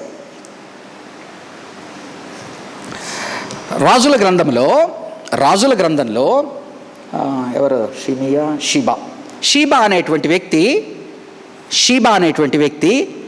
దావీదుకు అన్యాయం చేస్తాడు. అన్యాయం చేసి పరిగెడతా ఉంటే యోవాబును పంపిస్తాడు దావీదు. పంపించినప్పుడు ఏం జరుగుతుంది, అతను పోయి ఏబేలు అనే పట్టణంలో దాక్కుంటాడు. యోవాబు కింద నిలబడి దాన్ని ముట్టడి చేయబోతూ ఉంటాడు. ముట్టడి చేయబోతున్నప్పుడు లోపల నుంచి ఒక ముసలావిడ పైన నిలబడి అంటుందన్నమాట, ఏమని? అయ్యా, ఏబేలు పట్టణంలో జ్ఞానము ముందరి నుంచి ఉన్నదని తెలుసు కదా, పురాతనమైన జ్ఞాన పట్టణమని, నువ్వు ఏబేలు పట్టణాన్ని కూల్చడానికి ఎందుకు వచ్చావు అని అడుగుతాడు. అప్పుడు ఆ యోవాబు ఏమంటాడు? అమ్మా, ఏబేలుకి నేను హాని చేయడానికి రాలేదు.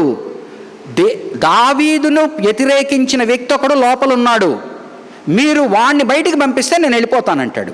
ఆవిడేం చేస్తుంది? లోపలికి వెళ్ళి, ఏబేలు జ్ఞానము గల పట్టణం అంట. లోపలికి వెళ్ళి ఏం చెప్తుంది? జ్ఞానముతో, ఇదిగో దావీదుకు తిరగబడిన వాడు లోపల ఉన్నారు, మనం ఏబేలునంతా కోల్పోవడం ఎందుకు అన్నప్పుడు వాళ్ళు ఏం చేస్తారు? తల నరికి బయట వేస్తారు, ఇదిగో తల అని. యోవాబు వెనక్కి వెళ్ళిపోతాడు. అలాగనే రాజుల గ్రంథంలో ఒక రాజు, అతని పేరు నాకు గుర్తులేదు, సూపర్గా ఉంటుంది. ఏం చేస్తాడంటే 10 రాజ్యాలకు సంబంధించిన రాజుల్ని చంపుతాడు. చంపిన తరువాత ఏం చేస్తాడంటే ఒత్తిడి వాళ్ళ మీదకి తేవడానికి ఎట్లా చేస్తాడంటే వాళ్ళ పెద్దలకందరికి లెటర్లు పంపిస్తాడు ఆ రాజు. జహు అనుకుంటా. లెటర్స్ పంపించి ఏమంటాడంటే, మీ మధ్యన ఎవరెవరైతే రాజకుమారులు దాంకొని ఉన్నారో వారినందరినీ కనుక మీరు చంపేస్తే నేను మీ జోలికి రానంటాడు. అప్పుడు వాళ్ళందరినీ చంపేస్తారు. అప్పుడు జహు ఏమంటాడో తెలిసిన? ఆ రాజు, అన్యరాజు, ఇజ్రాయెల్ రాజు, ఓకే జహు చెడ్డవాడు, కానీ వీళ్ళనంతా చంపింది ఎవరు? అర్థమవుతుందా? ఓకే, జహు చెడ్డవాడు, వాళ్ళని చంపాడు, వీళ్ళని చంపాడు, మరి ఇక్కడ రాజకుమారుల యొక్క తలలు పడి ఉన్నాయి కదా, వీళ్ళందరిని ఎవరు చంపారు అని అడుగుతాడు. అంటే ఏంటి? పాపములో భాగముగా తను మాత్రమే చేయకుండా ఏం చేస్తాడంటే లోపల నుంచి పెద్దల మీద ప్రెషర్ తెప్పించి ఆ యొక్క రాజధానిలో ఉండే పెద్దల్ని, ఆ యొక్క రాజు ఆహాబు కుమారులు దాంకొని ఎక్కడెక్కడ దాంకో ఉన్నారో వాళ్ళందరినీ చంపేయమంటాడు. చంపి మీరు కనుక తెస్తే అప్పుడు ఆ పెద్దల్ని ఏమంటాడంటే, ఏం జరిగింది మీకు? నన్ను చెడ్డవాడు అంటున్నారు, ఇప్పుడు ఎవరు చంపారు? మీరే కదా అంటాడు. అంటే అర్థం ఏంటి అంటే, పబ్లిక్లోంచి తను ఒక తప్పు చేస్తున్నాడు, పబ్లిక్ నుంచి తప్పు చేపిస్తున్నాడు. అలాగని మంచి రీతిగా అర్థం చేసుకున్నాం అనుకో, మనం ఒక మంచి పని చేయడానికి ప్రయత్నిస్తూ ఉంటాము. మంచి పని కాలేదు అనుకో, చెప్పిన వాళ్ళు వినడం లేదు అనుకో, ఎక్కడికి వెళ్తుంది? అది పబ్లిక్లోకి వెళ్ళిపోతుంది. ఎట్లయితే గవర్నమెంట్లు కూలిపోయేది ప్రెస్కి లీక్ అయిపోతాయి. గవర్నమెంట్లు కూల్చాలంటే ఏం చేస్తారు? ప్రెస్కి లీక్ చేసేస్తారు. అట్లనే ఈయన ఏం చేస్తున్నాడంటే, తాను హిస్కియాను మోటుకోవడమే కాకుండా, హిస్కియా పక్కన ఉన్న వాళ్ళని బలహీనపరచడమే కాకుండా, లోపల ఉన్న పబ్లిక్ సపోర్ట్ని గార్నర్ చేస్తా పబ్లిక్నే అగెన్స్ట్ చేస్తున్నాడు. 16వ వచనం, హిస్కియా చెప్పిన మాట మీరు అంగీకరింపవలదు. అష్షూరు రాజు సెలవిచ్చున్నదేమనగా, నాతో సంధి చేసుకొని నా యొద్దకు మీరు బయటికి వచ్చిన ఎడల మీలో ప్రతి మనిషి తన ద్రాక్ష చెట్టు ఫలమును, తన అంజూరపు చెట్టు ఫలమును తినుచు, తన బావి నీళ్లు త్రాగుచూ నుండును. అటు పిమ్మట మీరు చావక బ్రతుకున్నట్లుగా నేను వచ్చి మీ దేశము నుండి దేశమునకు, అనగా గోధుమలను ద్రాక్షరసములు గల దేశమునకు ఆహారమును, ద్రాక్ష చెట్లను గల దేశమునకు మిమ్మల్ని తీసుకొని పోదును. యెహోవా మిమ్మల్ని విడిపించునని చెప్పి హిస్కియా మిమ్మల్ని మోసపుచ్చుచున్నాడు. ఆయా జనముల దేవతలతో ఏమంటున్నా అంటే, ఇదంతా ఎందుకు? మీరు హిస్కియాను పట్టుకున్నందువల్ల కదా ఇవన్నీ. మీరు బయటకు వచ్చేసేయండి, నేను మీకు సపోర్ట్ చేస్తాను, మీకు మంచి రాజ్యంలో మిమ్మల్ని ఉంచుతాను, మంచిది ఉంచుతానని చెప్తున్నాడు. నెక్స్ట్ ఏం చేస్తున్నాడంటే, నెక్స్ట్ అతని వార్ఫేర్లో మిగతా దేవతల పేర్లు ఎత్తుతున్నాడు. ఆ దేవతలు వాళ్ళని రక్షించే ఆ దేశాలని మరి మీ దేవుడు మనం రక్షించగలడా అనేది చూడండి. 18వ వచనం, ఆయా జనముల దేవతలలో ఏదైనను తన దేశమును అష్షూరు రాజు చేతిలో నుండి విడిపించెనా? హామాతు దేవతలు ఏమాయను, ఆర్పాదు దేవతలు ఏమాయను, సెపర్వాయిము దేవతలు ఏమాయను. అక్కడితో వదిలేస్తే పర్వాలా. నెక్స్ట్ వీళ్ళకి అర్థమయ్యేదానికి ఏం చెప్తున్నాడు? షోమ్రోను దేశపు దేవత నా చేతిలో నుండి షోమ్రోనును విడిపించెనా? ఎందుకని? షోమ్రోను దేవునిలో నుంచి వెళ్ళిపోయింది కనుక కాపాడబడలేదు. కానీ ఇతను ఎలాగ వాడుకుంటున్నాడు? మీరు మీ యొక్క ఆ దేవత అంటున్నాడు, ఆ యొక్క దేవత. ఎలీషాను కూడా ఎలీషా సమయంలో ఆహాబును పట్టుకుంటాడు రెడ్ హ్యాండెడ్గా ఒక చోట. ఆ యొక్క దాన్ని ఏమంటారు? నాబోతు వనము దగ్గర పట్టుకున్నప్పుడు ఆహాబ్ ఏమంటాడు? అబ్బా పట్టుకున్నావా అంటాడు. నీ చేతికి దొరికానా అంటాడు. ఏమంటాడు ఏలియా ప్రవక్త ఏమంటాడు? నీవు తప్పు చేశావు గనక, కీడు చేశావు గనక నా చేతికి దొరికావంటాడు. సెపర్వాయిము దేవతలు ఏమాయను? షమ్రోను దేశపు దేవత నా చేతిలో నుండి షమ్రోనును విడిపించిన, యెహోవా నా చేతిలో నుండి యెరూషలేమును విడిపించుననుటకు ఈ దేశముల దేవతల్లో ఏదైనాను తన దేశమును నా చేతిలో నుండి విడిపించినది కలదా? ఆ దేవతలు రక్షించలేనప్పుడు మీ దేవుడు ఏం రక్షిస్తాడు అని వార్నింగ్ ఇస్తున్నాడు అని చెప్పెను. అయితే అతని ప్రత్యుత్తరం ఇయ్యవద్దని రాజు సెలవిచ్చి ఉండుట చేత వారెంత మాత్రమును ప్రత్యుత్తరమియ్యక ఊరుకొనిరి. గృహ నిర్వాహకుడును హిల్కియా కుమారుడునైన ఎల్యాకీమును, శాస్త్రియగు షెబ్నాయును, రాజ్యపు దస్తావేజుల మీద ఉన్న ఆసాపు కుమారుడు యోవాహును బట్టలు చింపుకొని హిజ్కియా యొద్దకు వచ్చి రబ్షాకే పలికిన మాటలన్నీ తెలియజేయ. మనల్ని మనం ఎక్కడ ఊహించుకోవాలనో మన ఇష్టం. వాక్యం చెప్తూ ఉన్నప్పుడు గ్రంథకర్త ఒకటి చెప్తూ ఉన్నాడు. ఆ గ్రంథకర్త ఆనాటి హిస్టారికల్ సిచ్యువేషన్లో మాట్లాడుతూ ఉన్నాడు. ఆ హిస్టారికల్ సిచ్యువేషన్లోంచి స్పిరిచువల్ ప్రిన్సిపల్స్ ఎప్పటికీ ఉంటాయి ప్రవక్త మాట్లాడే దాంట్లో. ఆ దీనిలో నా ఇంటర్ప్రిటేషన్లో నేను కొన్ని వ్యాఖ్యలు చేస్తూ ఉన్నాను. మనం ఎక్కడ ఉండాలా? ఎవరమై ఉండాలి? ఎవరమై ఉండాలా? ఆహాజు నుంచి పాఠాలు నేర్చుకున్న హిజ్కియా ఏ విధముగా మంచిగా ఉండడానికి ప్రయత్నించాడు, ఏ విధముగా సంస్కరణలు చేయడానికి ప్రయత్నించాడు, ఏ విధముగా ఆ సమయంలో సాతాను శోధన అతనికి వచ్చినప్పుడు అతను ఏ విధముగా లొంగాడు సాతానికి. లొంగినంత మాత్రాన అతనికి ఏమి మంచి జరగకపోగా చెడే జరిగింది. చెడు జరిగినప్పుడు మనం దేవుని బిడ్డలుగా ఉన్న వాళ్ళం మనం అర్థం చేసుకోవాల్సింది ఏంటి? మన జీవితంలో వచ్చిన ప్రతి ఒక్కటి కూడా మనల్ని మెరుగుపరచడానికే చేస్తున్నాడు. మనల్ని ఆయన మరుగుపరచడానికి చేయట్లేదు, మెరుగుపరచడానికే చేస్తున్నాడు. మనం పాత అలవాట్లు, పాత మాటలు, పాత జీవితాలు, పాత అలవాట్లు అయిపోయి ఉంటాయి కదా మనకు, ఒక టైప్ ఆఫ్ ఇది. అలాగనే కనుక మనం ఉంటూ ఉన్నామనుకో ఏ ప్రయోజనము లేదు. ఎందుకని? చెప్పి 250 ఏళ్ళకి మొనార్కీలో 250 ఏళ్ళకి 10 తెగల ఇజ్రాయేల్ చెరలోకి వెళ్ళిపోయింది. ఆయన బిడ్డలు కనుక 150 ఏళ్ళు చెరలోకి పోకుండా ఉండకుండా కాపాడాడు. ఆ తర్వాత వీళ్ళని తీసుకుపోయాడు. కాబట్టి వాళ్ళకు నేర్చుకున్న పాఠాలే కదా మనకు కూడా. మన జీవితాల్లో మార్పు లేకపోతే, పాత అలవాట్లు, పాత పద్ధతులు, పాత మాటలు, పాత పనులు పాతలాగే ఉన్నామనుకో తీసేస్తాడు పక్కకంతే. కృపాకాలంలో ఉన్నాం, గుర్తుపెట్టుకోండి. We are in the time of grace. God is just waiting for us to change our attitudes, to change our deeds and to do the right things. అలాగున కనుక మనం ముందుకు వెళ్తే మనకు ఆశీర్వాదం ఉంటుంది. అలాగను కనుక లేకపోతే డైరెక్ట్గా మాట ఇచ్చిన అబ్రహాం కుమారులే తీసిపారేశాడు. డైరెక్ట్గా మాట ఇచ్చిన దావీదుకి ఇచ్చిన సొలొమోను సరిగ్గా లేకపోతేనే వెయిట్ చేసి తీసేశాడు. నువ్వు నేనంతా వాడి పేరు వీడి పేరు పెట్టుకొని అడ్డంగా నిలబడి ఉన్నాం కదా. యేసు ప్రభువును మనం నమ్ముకొని అడ్డుగా ఉన్నవాడు, ఆయనకు అంటగట్టబడిన వాడము. ఆయన తన వారితోనే 11వ అధ్యాయంలో ఏమంటాడు? రోమీయులకు రాసిన పత్రిక 11వ అధ్యాయంలో ఒకసారి చదివి వినిపిస్తాను చూడండి. రోమీయులకు రాసిన పత్రిక 11వ అధ్యాయం. మార్పు లేని జీవితాలు, మార్పు లేని మాటలు, మార్పు లేని ఆలోచన విధానాలు.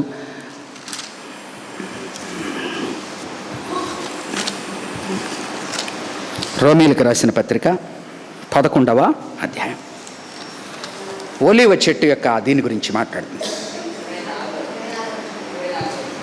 ఇంకొద్దిగా ముందు ఒక్క నిమిషం, ఒక్క నిమిషం, 17 నుంచి చదువుతాను. వండర్ఫుల్ అనాలజీ, ఒకసారి కావాలంటే దీన్ని ధ్యానించాల. అయితే కొమ్మలలో కొన్ని విరిచివేయబడి అడవి ఒలీవ కొమ్మపై ఉన్న నీవు వాటి మధ్యన అంటుగట్టబడి ఒలీవ చెట్టు యొక్క సారవంతమైన వేరులో వాటితో కలిసి పాలు పొందిన ఎడల ఆ కొమ్మలపైన నీవు అతిశయించకుము. మనకన్నా ముందర ఎవరెవరైతే మంచి భక్తితో వెళ్ళారో, మంచి పనులు చేశారో వాళ్ళ భుజాల మీద ఈరోజు మనం కూర్చోన్నాం. వాళ్ళు చేసిన పరిచర్యల మీద మనం కూర్చోన్నాం. వాళ్ళు కట్టిన సంఘాల మీద మనం కూర్చోన్నాం. వాళ్ళు చేసిన త్యాగాల మీద మనం కూర్చోన్నాం. ఆ కొమ్మలపై నీవు అతిశయింపకము.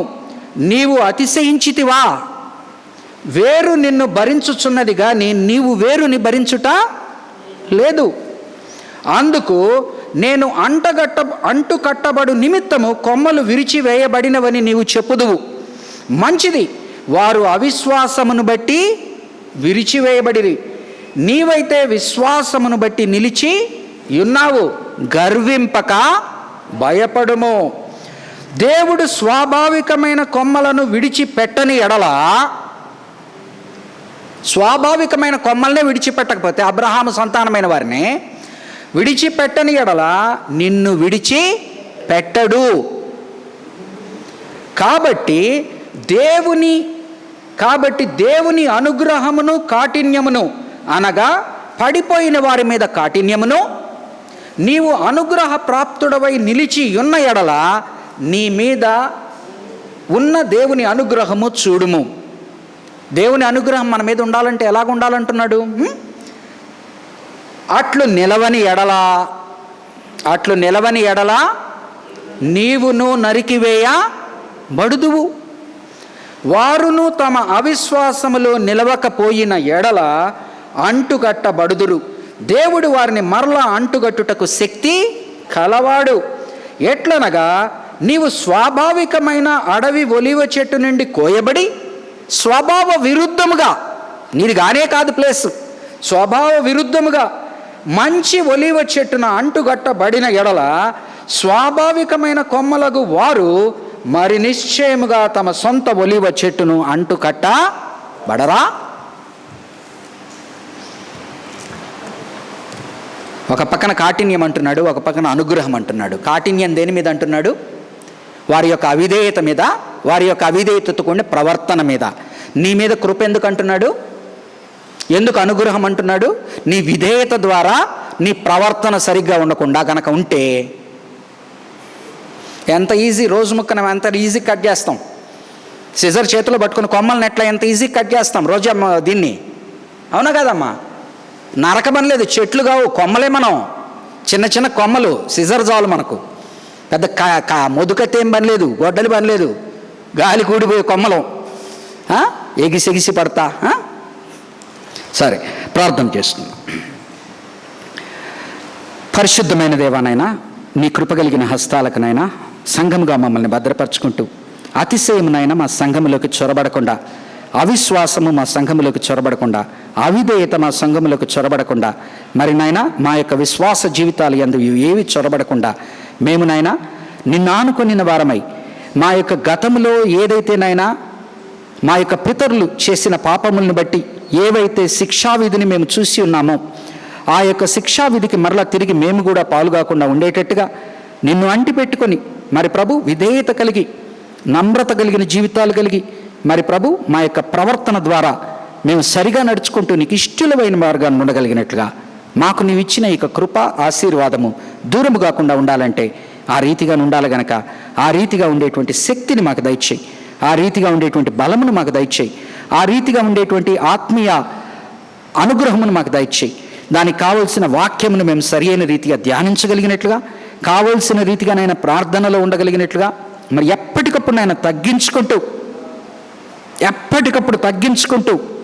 మా యొక్క నోటి మాట, మా యొక్క క్రియ, మా యొక్క హృదయ తలంపులు నీకు అనుకూలముగా ఉండగలిగినట్లుగా, నీకు ఇష్టపూర్వకముగా ఉండగలిగినట్లుగా, అది మాకు, మా సంఘమునకు, మా యొక్క విశ్వాస జీవితాలకి ఆశీర్వాదకరంగా ఉండగలిగినట్టుగా మమ్మల్ని, మా కుటుంబాలని, మా సంఘాన్ని గుర్తు చేసుకోమని, నీ మేలైన దీవెనలతో మమ్మల్ని నింపమని, కూడి వచ్చిన బైబిల్ స్టడీ కూడి వచ్చిన ప్రతి ఒక్కరిని కూడా ఆశీర్వదించి దీవించమని ప్రభువును రక్షకుడు అయిన యేసుక్రీస్తు నామమున ఈ ప్రార్థన వేడుకుంటున్నాను తండ్రి.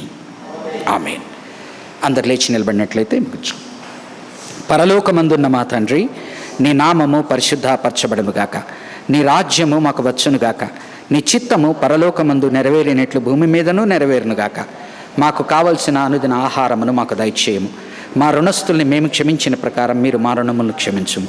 మమ్మల్ని శోధనలోకి తేక కీడు నుంచి తప్పించుము. ఎందుకంటే రాజ్యము, బలము, మహిమ నిరంతరము నీవయ్యున్నావు తండ్రి. ఆమేన్. త్రియేక దేవుని ఆశీర్వాదము, కాపుదల, భద్రత, మేలైన దీవెనలు బైబిల్ స్టడీకి కూడి వచ్చిన నీ యొక్క బిడ్డల మీదను, వారి కుటుంబాల మీదను, మరి మా సంఘ అభివృద్ధి మీదను ఇప్పుడు ఎల్లప్పుడూ సదాకాలము తోడయుండునుగాక. ఆమేన్.